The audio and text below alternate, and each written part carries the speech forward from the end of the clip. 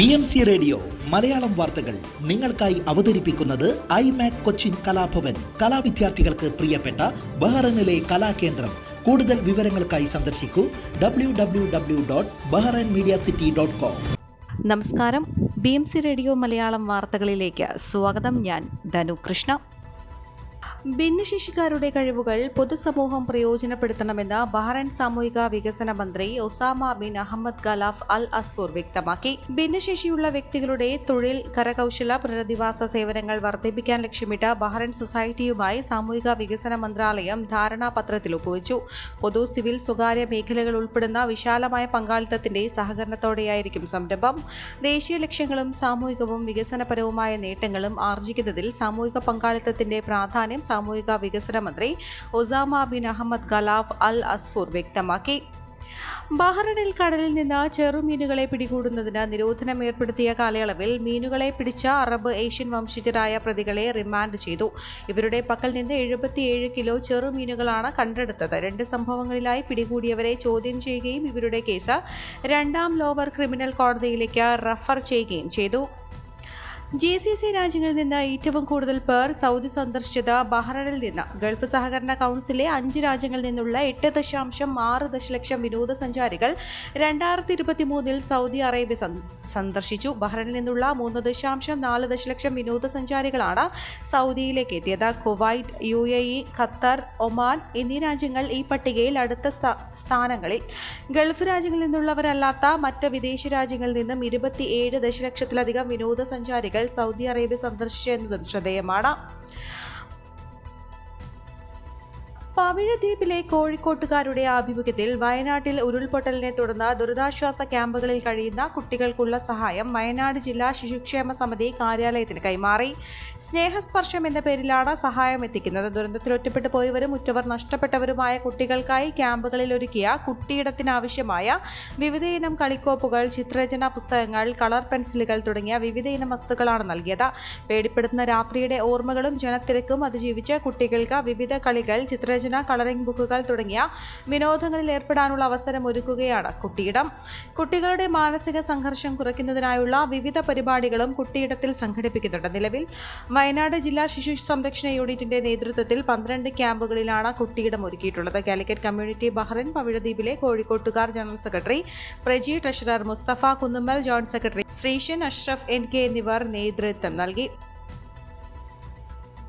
ഹൃദയാഘാതത്തെ തുടർന്ന് കോഴിക്കോട് വടകര സ്വദേശി ബഹ്റൈനിൽ നിര്യാതനായി. അഴിയൂർ കുഞ്ഞിപ്പള്ളി സ്വദേശി ഹാരിസ് പള്ളിപ്പറമ്പത്താണ് നിര്യാതനായത്. മനാമ സൂക്കിലെ റീഗൽ സൂപ്പർ മാർക്കറ്റ് ജീവനക്കാരനായിരുന്നു. മൃതദേഹം നാട്ടിലേക്ക് കൊണ്ടുപോകുന്നതടക്കമുള്ള നടപടിക്രമങ്ങൾ ബഹ്റൈൻ KMCC മയ്യത്ത് പരിപാലന വിങ്ങിന്റെ നേതൃത്വത്തിൽ നടന്നുവരുന്നു.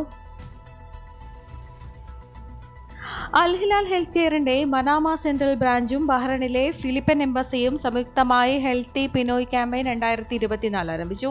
ബഹ്റൈനിലെ ഫിലിപ്പിനോ പൗരന്മാർക്കിടയിൽ ആരോഗ്യ അവബോധം പ്രോത്സാഹിപ്പിക്കുന്നത് ലക്ഷ്യമിട്ടാണ് സംരംഭം. Al Hilal medical centre Manama central ബ്രാഞ്ചിൽ നടന്ന ഉദ്ഘാടന ക്യാമ്പയിനിൽ 400-ലധികം ഫിലിപ്പിനോ പൗരന്മാർ പങ്കെടുത്തു. മനാമ സെൻട്രലിൽ പുതുതായി പ്രവർത്തനം ആരംഭിച്ചത് അൽ ഹിലാലിന്റെ 9ാമത്തെ ബ്രാഞ്ചാണ്. 150-ലധികം വാഹനങ്ങൾക്ക് പാർക്കിംഗ് സൗകര്യവും ഇവിടെയുണ്ട്. വയനാട് പ്രകൃതി ദുരന്തത്തിൽ എല്ലാം നഷ്ടപ്പെട്ടവർക്ക് ഗൾഫ് മലയാളി ഫെഡറേഷൻ GCC കമ്മിറ്റിയുടെ നേതൃത്വത്തിൽ സഹായം നൽകും. എല്ലാം നഷ്ടമായ 100 കുടുംബങ്ങൾക്ക് വീട്ടുപകരണങ്ങൾ വാങ്ങി നൽകുമെന്ന് ഫെഡറേഷൻ അറിയിച്ചു. GCC തലത്തിൽ നടത്തിയ ഓൺലൈൻ മീറ്റിംഗിൽ GMFCC പ്രസിഡന്റ് ബഷീർ അമ്പലായി അധ്യക്ഷത വഹിച്ചു. ഉറ്റവരുടെ ജീവനും സമ്പാദ്യവും വീടുകളും വീട്ടുപകരണങ്ങളും എല്ലാം നഷ്ടപ്പെട്ടവരുടെ കൂടെയാണ് പ്രവാസ ലോകം. എല്ലാം നഷ്ടപ്പെട്ട സഹോദരങ്ങളെ ചേർത്ത് പിടിക്കേണ്ടത് നമ്മുടെ ഓരോരുത്തരുടെയും ഉത്തരവാദിത്തമാണെന്ന് GMF-GCC ചെയർമാൻ റാഫി പാങ്ങോട് പറഞ്ഞു. GCC general secretary Santhosh K. Nair, treasurer Nibu Haider, Saudi national committee president Abdul Azeez Pavithra, national committee coordinator Raju Palakkad, Naseer Punnapra, Sudheer Vallakkadavu, Riyadh central committee president Shaji Madathil, Koya Chelembra, സംസ്ഥാന പ്രസിഡന്റ് നൌഷാദ് ആലത്തൂർ, സംസ്ഥാന കോർഡിനേറ്റർ സലീം തൈക്കണ്ടി തുടങ്ങിയവർ യോഗത്തിൽ പങ്കെടുത്തു. ദുരിതം അനുഭവിക്കുന്ന എല്ലാ മനുഷ്യരെയും നേരിട്ട് കണ്ട് സഹായം എത്തിക്കുന്നതിന് GCC ജീവകാരുണ്യ കൺവീനർ നാസർ മാനുവിനെ ചുമതലപ്പെടുത്തി. വയനാട് മഹാദുരന്തത്തിൽ ജീവൻ വെടിഞ്ഞവർക്ക് ആദരാഞ്ജലികൾ അർപ്പിക്കാനും പ്രയാസം അനുഭവിക്കുന്നവർക്ക് ഐക്യദാർഢ്യം അറിയിക്കാനുമായി ബഹ്റൈൻ നവകേരള ഇന്ത്യൻ ക്ലബ്ബിൽ യോഗം സംഘടിപ്പിച്ചു.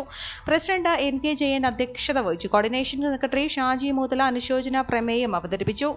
ദുരന്തബാധിതർക്ക് ഒരു കൈത്താങ്ങായി ഒരു ഭവനം നിർമ്മിച്ചു നൽകാനുള്ള തീരുമാനം പ്രസിഡന്റ് യോഗത്തെ അറിയിച്ചു. നവകേരള കോർഡിനേഷൻ കമ്മിറ്റി അംഗങ്ങൾ, എക്സിക്യൂട്ടീവ് കമ്മിറ്റി അംഗങ്ങൾ തുടങ്ങിയവർ സംസാരിച്ചു.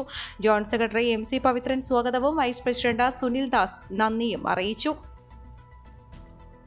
വയനാട്ടിലെ ദുരിതബാധിതർക്കായി പ്രാർത്ഥിച്ച ഫ്രാൻസിസ് മാർപ്പാപ്പ മഴയിലും ഉരുൾപൊട്ടലിലും നിരവധി പേർ മരിച്ചതും വ്യാപക നാശനഷ്ടങ്ങളുണ്ടായതും മാർപ്പാപ്പ പ്രാർത്ഥനയ്ക്കിടെ അനുസ്മരിച്ചു.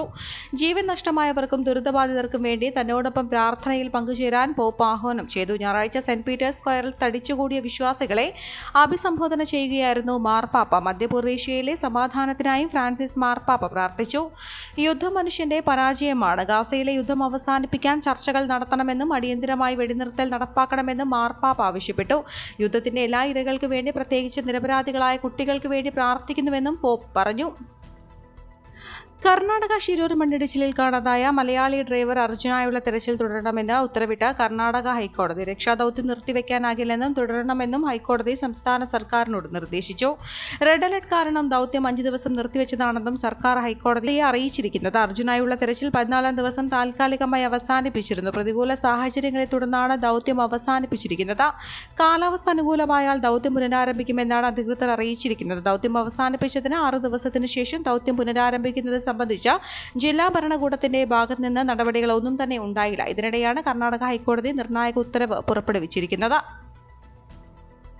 തിരുവനന്തപുരത്ത് 3 പേർക്ക് കൂടി അമീബിക് മസ്തിഷ്ക ജ്വരം സ്ഥിരീകരിച്ചു. തിരുവനന്തപുരം മെഡിക്കൽ കോളേജിൽ ചികിത്സയിൽ കഴിയുന്ന യുവാക്കൾക്കാണ് രോഗം സ്ഥിരീകരിച്ചത്. കഴിഞ്ഞ മാസം 23-ന് മരിച്ച കണ്ണറവിള സ്വദേശിയായ യുവാവിനും രോഗം സ്ഥിരീകരിച്ചിരുന്നു. കണ്ണറവിളയ്ക്കും സമീപത്തെ കാവിൻകുളത്തിൽ കുളിച്ചതിനു ശേഷമാണ് പനി സ്ഥിരീകരിക്കുന്നതും മരിക്കുന്നതും. ഇതേ കുളത്തിൽ കുളിച്ച 3 പേർക്കാണ് രോഗം സ്ഥിരീകരിച്ചത്. സംസ്ഥാനത്ത് അമീബിക് മസ്തിഷ്ക ജ്വരം പടരുന്ന സാഹചര്യത്തിൽ ജാഗ്രത പാലിക്കണമെന്ന് ആരോഗ്യവകുപ്പ് മുന്നറിയിപ്പ് നൽകി. പായൽ പിടിച്ചതോ മൃഗങ്ങളെ കുളിപ്പിക്കുന്നതായ വെള്ളം ഉപയോഗിക്കുന്നവർ മുൻകരുതലെടുക്കണമെന്നും മലിനമായ വെള്ളത്തിൽ കുളിക്കരുതെന്നും നിർദ്ദേശമുണ്ട്. സ്വയം ചികിത്സ പാടില്ലെന്നും ജില്ലാ മെഡിക്കൽ ഓഫീസർ മുന്നറിയിപ്പ് നൽകി. ഭവന നിർമ്മാണത്തിനെടുത്ത ലോണിന്റെ തിരിച്ചടവ് മുടങ്ങി ജപ്തി ഭീഷണി വന്നതോടെ വയോധിക ദമ്പതികൾ ആസിഡ് കുടിച്ച് ആത്മഹത്യ ചെയ്തു. വെള്ളറട പോലീസ് സ്റ്റേഷൻ പരിധിയിൽ കിളിയൂർ പനയത്ത് പുത്തൻവീട്ടിൽ ജോസഫ്, ഭാര്യ ലളിതാബായി എന്നിവരാണ് ജീവനൊടുക്കിയത്. ഇവർ വീട് നിർമ്മാണത്തിനെടുത്ത ലോണിന്റെ തിരിച്ചടവ് മകന് ഹൃദ്രോഗം ബാധിച്ചതോടെ മുടങ്ങിയിരുന്നു. അതുവരെ കൃത്യമായി അടച്ചിരുന്നുവെന്നും മക്കൾ പറഞ്ഞു. റബ്ബർ പുരയിടത്തിൽ ആസിഡ് കുടിച്ച് മരണപ്പെട്ട നിലയിലാണ് ദമ്പതികളെ കണ്ടെത്തിയത്. റബ്ബർ പുരയിടത്തിൽ ടാപ്പിങ്ങിനെത്തിയ തൊഴിലാളികളാണ് മൃതദേഹം കണ്ടത്. ദമ്പതികൾക്ക് വീട് നിർമ്മിക്കാൻ കഴിഞ്ഞ പഞ്ചായത്ത് ഭരണസമിതിയുടെ കാലയളവിൽ 5 ലക്ഷം രൂപ അനുവദിച്ചിരുന്നു. സ്ഥലം വാങ്ങി വീട് വയ്ക്കാൻ കൂടുതൽ തുക ആവശ്യമുള്ളതിനാൽ തിരുവനന്തപുരത്തെ സ്വകാര്യ ധനകാര്യ സ്ഥാപനമായ ചോളമൻ ഫിനാൻസിൽ നിന്ന് 9 ലക്ഷം രൂപ വായ്പയെടുത്തു. കൃത്യമായി തിരിച്ചടയ്ക്കുന്നതിനിടെയാണ് ഇളയ മകൻ സതീഷ് ഹൃദ്രോഗ ബാധിതനായത്. ഇതോടെ വായ്പ തിരിച്ചടവ് മുടങ്ങി. ബാങ്കുകാർ ജപ്തി നോട്ടീസ് നൽകുകയും ഭീഷണിപ്പെടുത്തുകയും ചെയ്തതോടെ ഇവർ ആശങ്കയിലായിരുന്നു. കഴിഞ്ഞ ദിവസം രാത്രിയാണ് ഇവർ സമീപത്തെ റബ്ബർ പുരയിടത്തിലെത്തി ആസിഡ് കഴിച്ചതെന്നും കരുതുന്നു. സംഭവ സ്ഥലത്ത് നിന്ന് ശേഷിച്ച ആസിഡും 2 ഗ്ലാസും പോലീസ് കണ്ടെത്തി. സർക്കിൾ ഇൻസ്പെക്ടർ പ്രസാദ്, ഇൻസ്പെക്ടർമാരായ റസൽ രാജ്, ശശികുമാർ, CPO ദീപു, ഷൈനു, ഷീബ, ജയരാജ് എന്നിവരടങ്ങുന്ന സംഘം ഇൻക്വസ്റ്റ് നടപടികൾ പൂർത്തിയാക്കി മൃതദേഹം പോസ്റ്റ്മോർട്ടത്തിനായി തിരുവനന്തപുരം മെഡിക്കൽ കോളേജ് ആശുപത്രിയിലേക്ക് മാറ്റി. ഡോക്ടർ വന്ദനാദാസ് വധക്കേസിൽ സാക്ഷി വിസ്താരം സെപ്റ്റംബർ 9-ന് തുടങ്ങാൻ Kollam additional sessions judge PN Vinod ഉത്തരവിട്ടു. കേസിലെ 1-ാം സാക്ഷിയും സംഭവകാലത്ത് ഡോക്ടർ വന്ദനയോടൊപ്പം ജോലി ചെയ്തിരുന്നയാളുമായ ഡോക്ടർ മുഹമ്മദ് ഷിബിനെയാണ് ആദ്യ ദിവസം വിസ്തരിക്കുന്നത്. കേസിലെ ആദ്യ 50 സാക്ഷികളെ 1-ാം ഘട്ടത്തിൽ വിസ്തരിക്കും. കേരളത്തിൽ നടന്ന കൊലപാതകങ്ങളിൽ ഏറ്റവും അധികം ഡോക്ടർമാർ പ്രോസിക്യൂഷൻ സാക്ഷികളായെന്ന പ്രത്യേകത ഈ കേസിലുണ്ട്. വിവിധ തലങ്ങളിലുള്ള 34 ഡോക്ടർമാരെയാണ് കേസിൽ പ്രോസിക്യൂഷൻ ഭാഗം സാക്ഷി പട്ടികയിൽ ഉൾപ്പെടുത്തിയത്. നഴ്സുമാർ, ആംബുലൻസ് ഡ്രൈവർമാർ, ആശുപത്രി സെക്യൂരിറ്റി ജീവനക്കാർ തുടങ്ങിയവരും സാക്ഷി പട്ടികയിലുണ്ട്. ഈ വാർത്തയോടുകൂടെ BMC റേഡിയോ മലയാളം വാർത്തകൾ സമാപിക്കുന്നു. നന്ദി, നമസ്കാരം.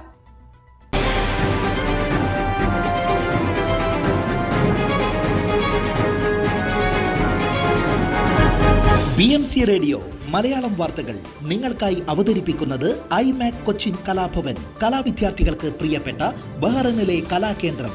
കൂടുതൽ വിവരങ്ങൾക്കായി സന്ദർശിക്കൂ www.bahrainmediacity.com.